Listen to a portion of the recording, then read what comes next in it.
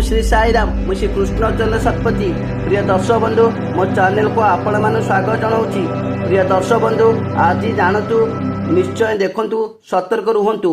शनि बक्री 139 दिन पर्यंत शनि बक्री प्रभाव जो मेष राशि ठारू मीन राशि व्यक्ति शनि बक्री प्रभाव किपरि रहिबो। मेष राशि व्यक्ति मानक पाई शनिदेव से द्वादश घरे बक्री होगा जाउथिबारु मेष राशि व्यक्ति क्यारियर सफलता पाइबारे विलंब हो पारे। कर्म क्षेत्र में क्या सहित कौन विवाद करंतु नहीं।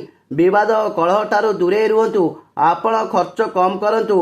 खर्च वृद्धि हेतु आपण को आर्थिक समस्या सम्मुखीन होगा पड़ पारे। आपण स्वास्थ्य प्रति सतर्क रुहतु नचेत आपण स्वास्थ्य जो आपण को बहुत समस्या सम्मुखीन होगा पड़ पारे। वृष राशि व्यक्ति मानी शनिदेव से एकादश घरे बक्री होगा जाउथिबारु एपरि परिस्थिति रे आपण को आपण बंधु मानक ठारू समर्थन मिलिबो नाही। या सहित सामाजिक संपर्क मध्य प्रभावित हेबे। आपणकर आर्थिक क्षति सही पारती। आपणकर प्रतिच्छवि मध्य सामाजिक भाव में दुर्बल रही पारे।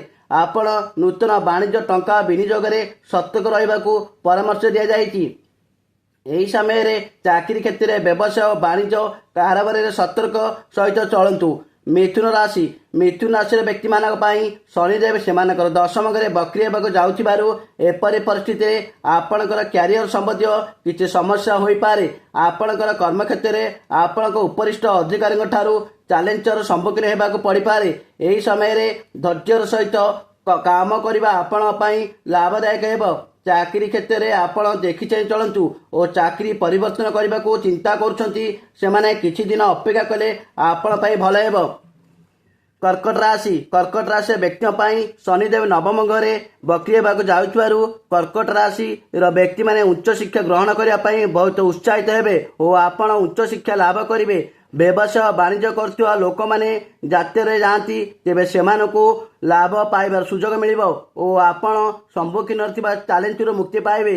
एही समय रे आपणक पई काम आरंभ करिबार नूतन संभावना मध्य देखा जीवो।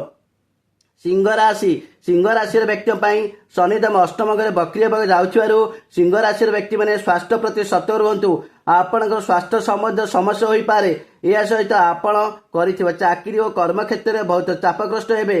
व्यवसाय करथुवा व्यक्ति मानक आर्थिक मामला विलंब हो पारे। आपण टंका कारोबार किंबा नूतन वाणिज्य टंका विनियोग करिबारे सतर्क सहित करंतु नचेत क्षति सहिबाकू पड़ पारे। कन्या राशि व्यक्ति शनिदेव सप्तम घरे बक्री होगा जाउथिबारु कन्या राशि व्यक्ति माने बहुत संघर्ष सम्मुखीन होगा पड़ पारे।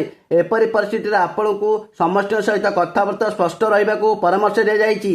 ताहा परिवार सहित हेउ बा निज कर्म क्षेत्र में आपण निजर स्वास्थ्य को नहीं बहुत चापग्रस्त रहिबे। विवाहित व्यक्ति मानक यही समय से संपर्क में बहुत धैर्य और संघर्षर सम्मुखीन होगा पड़ पारे। तुला राशि व्यक्ति शनिदेव षष्ठ घरे बक्री होगा जाउथिबारु तुला राशि व्यक्ति माने स्वास्थ्य प्रति सतर्क रहिबा आवश्यक।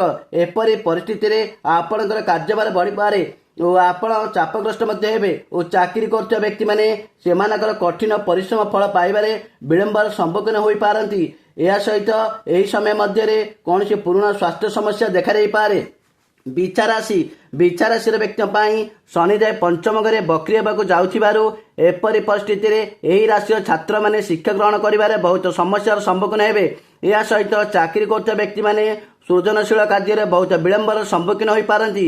आपण काम अनेक बाधा सृष्टि हो पारे तेणु अस्थिर हुए ना एवं धैर्य रखु। आपण देखि चाहि चलतु। धनुराशि व्यक्ति शनिदेव चतुर्थ घरे बक्री होगा जाउथिबारु एपरि परिस्थिति रे एही राशि व्यक्ति माने निजर संपत्ति और संबंधी मामला रे समस्या विलंबर सम्मुखीन होगा पड़ पारे।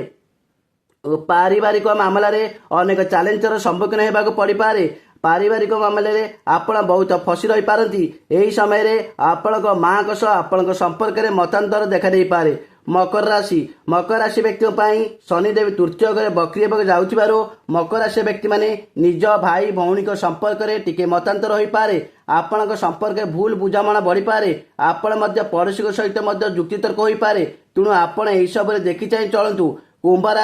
कुंभ राशि व्यक्ति शनिदेव तृतीय घरे बक्री होगा जाउथिबारु एपरि परिस्थिति रे आपण को आर्थिक क्षेत्र बहुत सतर्कता सहित काम करने को पड़ो नचेत आपण एक बड़ आर्थिक क्षति सही पारती।